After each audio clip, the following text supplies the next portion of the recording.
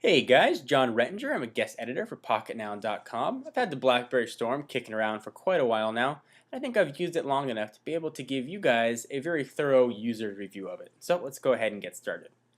First things first, email and web browsing aside, it's a phone, and it's got to make good phone calls. For me, this has been my first experience with Verizon in quite some time, and I've been thoroughly impressed. Their network call quality is absolutely fantastic. On my end, I hear no white noise. On the other end, people have reported hearing no background noise, no buzzing, no fuzzing, nothing. Very crystal clear phone calls. It's really kudos to Verizon for that.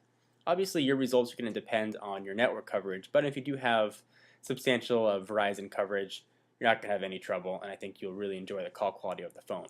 Speaker volume is the loudest I have ever heard on a speakerphone.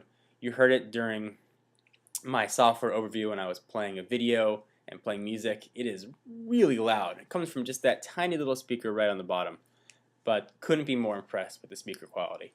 I really enjoy having a removable battery, which is nice for the power user if you need to pop in a new one or something should happen to your battery.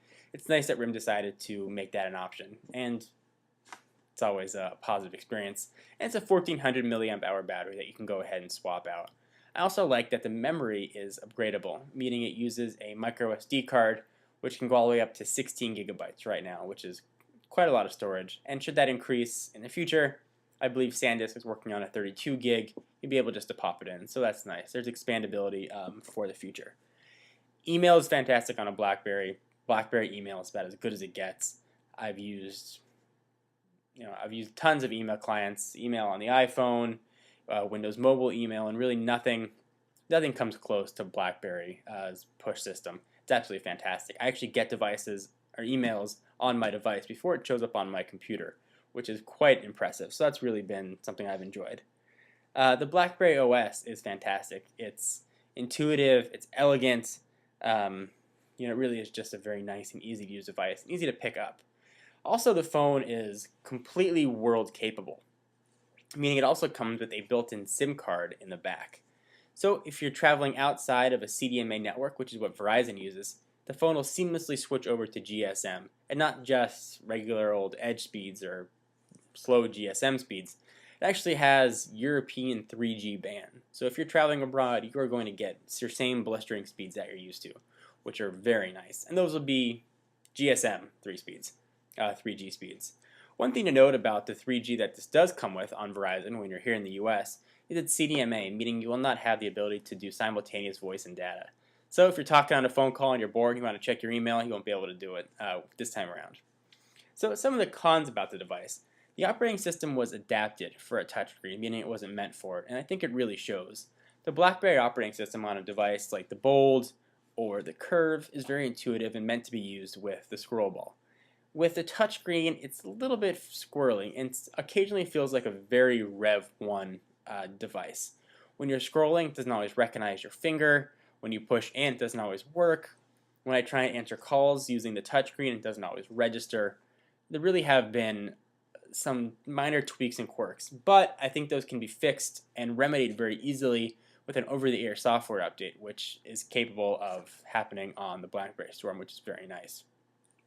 So my basic gripes, are just early implementation, I think, and early adopters are always going to face those sort of issues. I also wish RIM would include a threaded SMS application. That's not found here. All you've got are your sent messages and received messages show up in a mailbox, and if you want to reply to one, you have to go down to that sender or find the sender or create a new one. Implementation of the keyboard is a big deal, and RIM was touted in its clickable screen. I was expecting something really revolutionary, and it wasn't revolutionary. It was more an evolutionary advancement. It's almost identical to what Apple included on the new MacBook and MacBook Pro's keyboard. I really do like the click mechanism, though. While it may not have set the world ablaze like perhaps was promised, it really becomes very intuitive, and I found I was missing it when I was typing on other touchscreen devices.